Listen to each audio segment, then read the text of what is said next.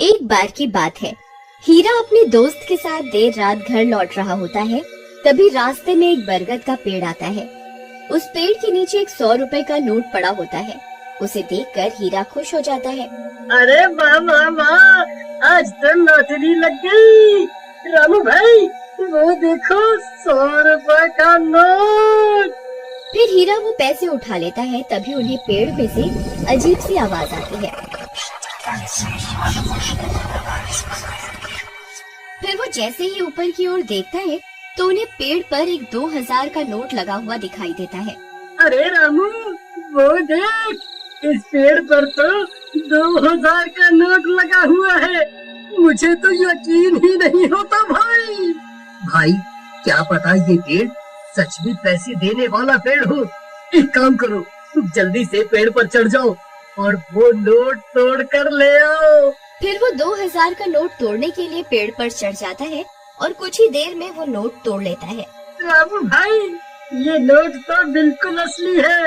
अरे वाह वाह वाह, आज तो मजा ही आ गया। चलो भाई अब जल्दी से नीचे आ जाओ, कहीं कोई हमें नोट तोड़ते हुए ना देख ले। अब तो हम पार्टी करेंगे।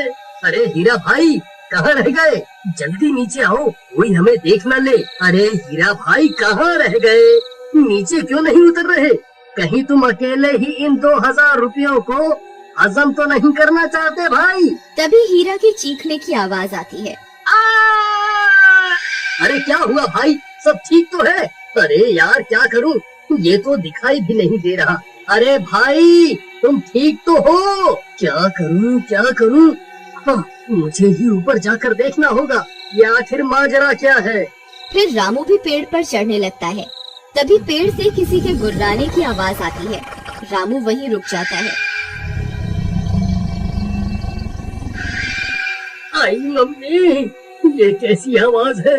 अरे कमबख्त हीरा, ये कैसी डरावनी आवाजें निकाल रहा है। मुझे पता है तू अकेला ही इन 2000 रुपयों को हजम करना चाहता है। आई मम्मी, कौन है भाई?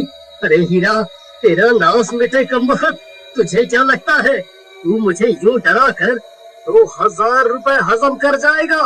मैं अपने हिस्से के पैसे नहीं छोड़ूंगा। हाँ। फिर डर के मारे रामू वहाँ से भाग जाता है। अरे मर गया रे, भागो रे। सुबह होने पर रामू सीधा हीरा के घर हिस्से के पैसे लेने पहुँच जाता है। ए हीरा दरवाजा खोल, मैं अपने हिस्से के पैसे लेने आ गया। चल जल्दी मेरे पैसे निकाल। फिर हीरा की पत्नी दरवाजा खोलती है। रामू भैया आप, अच्छा हुआ आप आ गए। ये कल रात से घर पर नहीं लौटे, मुझे बहुत फिक्र हो रही है। आप कुछ कीजिए ना। कहीं ये कमबख्त सारे पैसे लुटाने के लिए शहर तो नहीं निकल गया? नहीं, हीरा एक नंबर का कंजूस है। वो इतने पैसे खर्च करने वालों में से नहीं है। जरूर कुछ गड़बड़ है। राधा बहन चलो मेरे साथ। फिर रामू राधा को अपने साथ लेकर उस बरगद के पेड़ के पास पहुंच जाता है। राधा बहन, हम रात को इसी रास्ते से आ रहे थे, तब हमें इस पेड़ पर 2000 रुपए का नोट लगा हुआ दिखाई दिया। उसे तोड़ने के लिए हीरा ऊपर चढ़ा था, लेकिन वापस नहीं आया। तभी कुछ गांव वाले भी वहां पहुंच जाते हैं। फिर रामू सबको पैसों की बात बताता है। अरे भाई हरिया, जरा पेड़ पर चढ़कर तो देख, हीरा भाई वहाँ है या नहीं? फिर हरिया पेड़ पर चढ़ जाता है और बहुत देर ढूंढने पर भी उसे हीरा का कोई नामो निशान नहीं मिलता। भाई यहाँ ऊपर कोई आदमी नहीं है। ये कैसे हो सकता है? हीरा को नीचे भी नहीं उतरा। फिर हीरा गया तो गया कहाँ? कहीं वो चुड़ैल उसे खा तो नहीं गई जो रात को अजीब सी आवाजें निकाल रही थी? फिर सब गांव वाले वहाँ से चले जाते हैं और राधा रोने लगती है।